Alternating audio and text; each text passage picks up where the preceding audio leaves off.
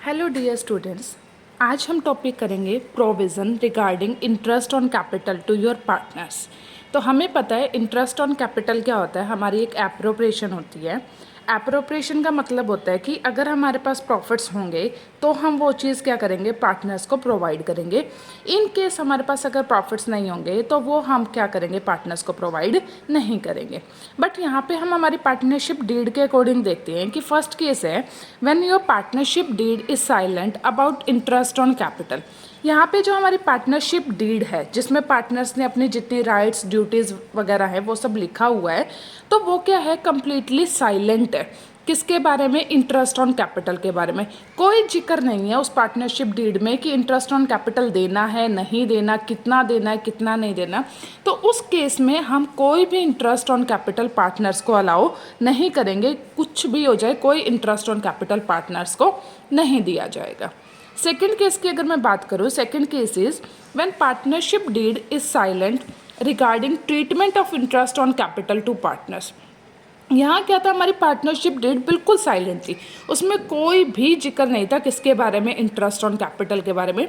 यहाँ हमारे partnership deed में ये तो कहा गया है कि इंटरेस्ट ऑन कैपिटल हमें देना है, बट उसके ट्रीटमेंट के रिगार्डिंग में, ट्रीटमेंट क्या करना है उसका, उसके रिगार्डिंग क्या है, हमारी पार्टनरशिप डीड साइलेंट है। ट्रीटमेंट से मतलब कि हमें इंटरेस्ट ऑन कैपिटल को चार्ज अगेंस्ट प्रॉफिट लेना है या फिर एप्रोप्रिएशन आउट ऑफ प्रॉफिट लेना है। तो यहाँ हम क्या करेंगे कि हमें इंटरेस्ट ऑन कैपिटल तो प्रोवाइड करना है, बट एज अ चार्ज या एज एन एप्रोप्रिएशन। तो जब भी आपकी पार्टनरशिप डीड ट्रीटमेंट के रिगार्डिंग साइलेंट होगी तो आप उसको क्या करोगे, एज अ एप्रोप्रिएशन ट्रीट करोगे।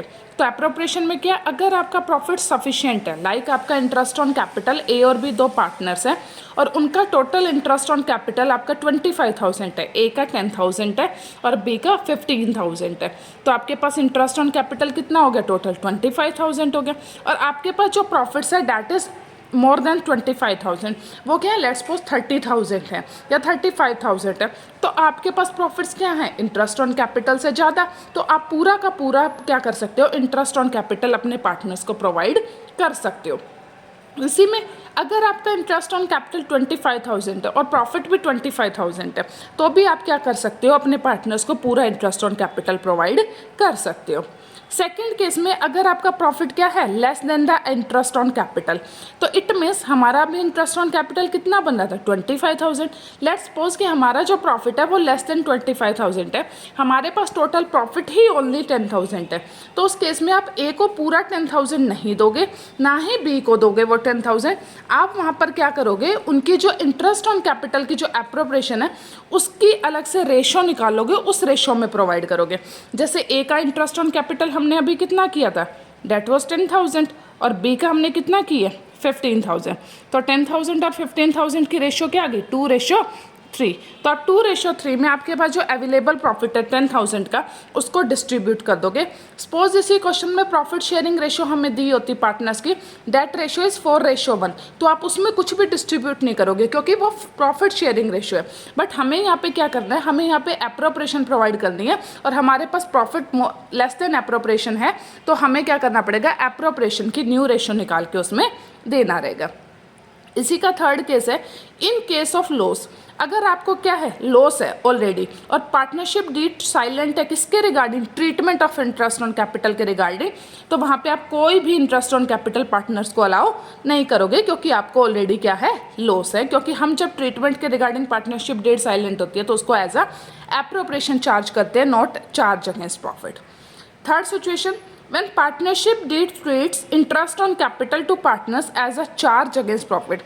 अगर आपकी पार्टनरशिप डीड ने स्पेसिफिकली बोला हुआ है कि आपको interest on capital to partners को as a charge against profit लेना है, तो आप हर सिचुएशन में, चाहे आपके पास सफिशिएंट प्रॉफिट्स हो, चाहे इक्वल हो, चाहे लेस देन हो और चाहे लॉस हो, आप तीनों चारों सिचुएशन में क्या करोगे, फुल इंटरेस्ट अपने पार्टनर्स को क्या करोगे, ऑन कैपिटल अलाउ करोगे। और फुल इंटरेस्ट अलाउ करने से अगर आपका लॉस निकलता है या आपको लॉस होता है मतलब ऑलरेडी लॉस है तो भी लॉस बढ़ जाएगा, और अगर लेस देन प्रॉफिट्स हैं, लेस देन एप्रोप्रिएशन है तो भी आपका लॉस होगा।